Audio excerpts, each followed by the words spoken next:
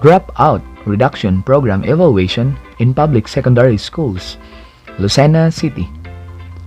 Rodolfo A. Sena Jr., Dr. Chinita A. Tolentino, Maria Consolacion B. Tenedo, Dr. Lolito M. Inihosa, Richelda Abadilla, Carmen H. Makatugob, Ray Aleman, Sandra Lea Dames, Ferdinand Makatugob, Jose Vergel Adriano, Arlene Mendoza, Dr. Lorely Hasul, Abel Otico, Sherin Bustamante, Feli R. Regio, Lowell Busa, NAPSHI 2022.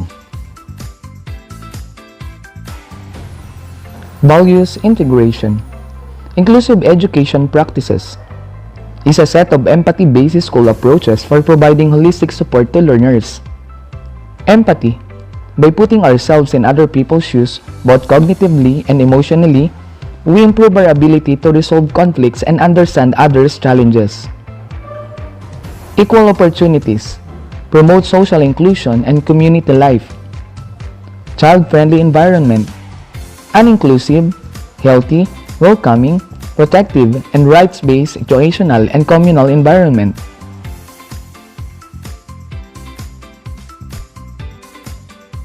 There are 3.53 million school-aged children, 6 to 24 years old, were considered out of school youth, based on the 2017 Philippine Statistics Authority report. The Philippines had a dropout rate of 6.38% in elementary school and 7.82% in secondary school in 2019. According to the Borgen Project, hunger, job, and disagreement are the most typical reasons for dropping out.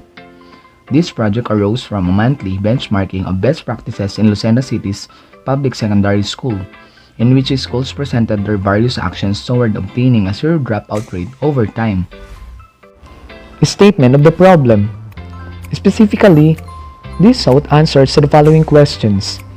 Context evaluation. Number 1. What is the level of awareness of the ORP program in the 14 public secondary schools in terms of objectives and activities? Input evaluation. Number 2.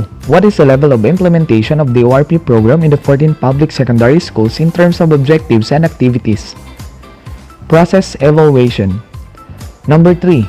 What are the challenges encountered in the implementation of the ORP in 14 public secondary schools? Number 4. What benefits can be derived in the ORP program implementation? Number 5. What ORP quality management system and procedure with tools can be developed for improved implementation? Framework and paradigm. As cited by Shamsa A. et al. 2018, the term evaluation is to describe the process of tracking progress toward stated goals and objectives. The purpose of this study was to evaluate the performance of a school program, and choosing an appropriate evaluation model was critical to its success. The CIPP model is a 4-part curricular evaluation approach designed by the Saffold-Beam in 1983. C. Context, I. Input, P. Process, and P. Product are all included. This methodology can be used to evaluate. In this study, context evaluation involves determining the level of awareness of teachers in the ORP in terms of stated objectives and activities. Input evaluation focuses on determining the level of implementation. Process evaluation involves observing the procedural challenges, and for product evaluation, the study determines the benefits of the ORP in a school and among its stakeholders.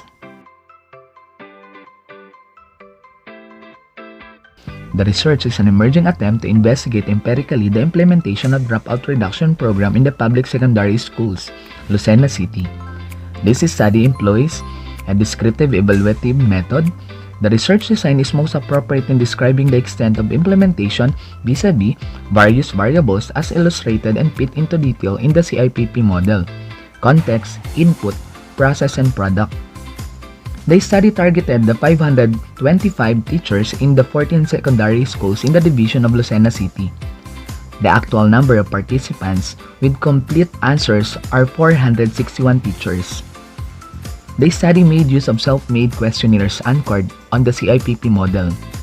The developed questionnaires are validated and pilot tested to some schools not part of the target respondents.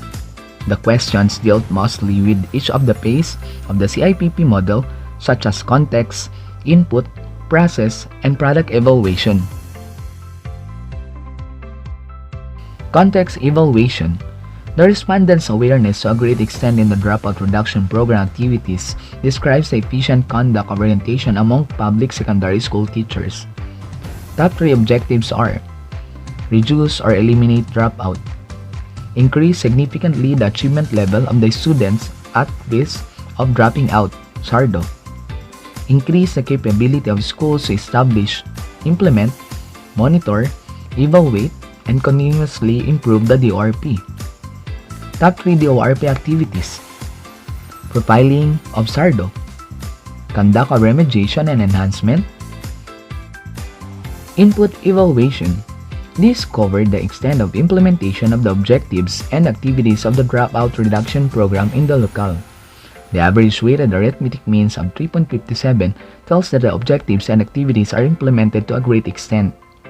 Top 3 objectives: increase the capability of schools to establish, implement, monitor, evaluate, and continuously improve the DORP. Benchmark the best DORP practices. Reduce or eliminate the school dropout.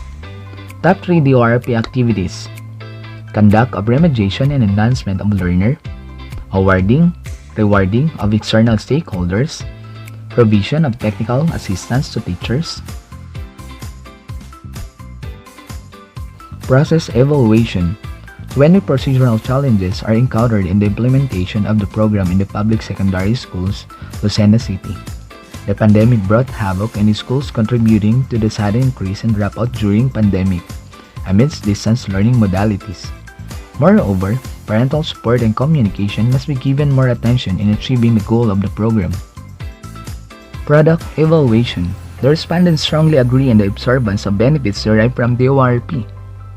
There is an evident increase in knowledge, skills, and attitude of the school stakeholders in the program implementation. This can be attributed to the achievement of SBM Level 3 among 3 schools and the dropout rate of 0 to 1.95% in the locale. The high dropout rate is due to migration. The output of the studies have the ORP manual, action plan, and monitoring tools for school-based implementation. The output of the study is a DORP manual, action plan, and monitoring tools for school-based implementation. Recommendations. On the basis of the findings and conclusions, the following recommendations are presented. For the DepEd officials, that is, there is a need to harmonize the school best practices in the DORP, recognize and award the best DORP implementer in the Gawad Lucena Henyo, and provide the schools with timely and efficient technical assistance, assist in the utilization of the study in policy development and its output among elementary and secondary schools. For the local government unit officials, that local school board fund be utilized in eliminating dropout and out-of-school youth through provision of financial support to learners.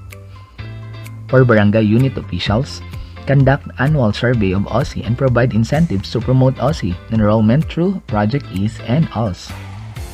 For school heads, to achieve 0% dropout and OSI, continue to conduct the activities and provide several interventions. Encourage more community involvement in the school, conduct effective program, monitoring, evaluation, and provision of funds for product implementation. There is a need for parents to receive ongoing training to support their children. Utilize the developed action plan, manual, and tools as output of this study. For teachers, strengthen support in SARDO monitoring and remediation to achieve 0 dropout. For parents, inculcate that education can be a tool in poverty alleviation, that consistent and high support is a basic requirement. For students, consider education as opportunity for personal and family growth. Focus on the acquisition of knowledge, skills, and attitude. For other researchers, conduct follow-up study in the ORP implementation using qualitative research approach The study can also be conducted among elementary schools. Further testing on the reliability of the self-made questionnaires is recommended. This ends this presentation. Thank you for listening.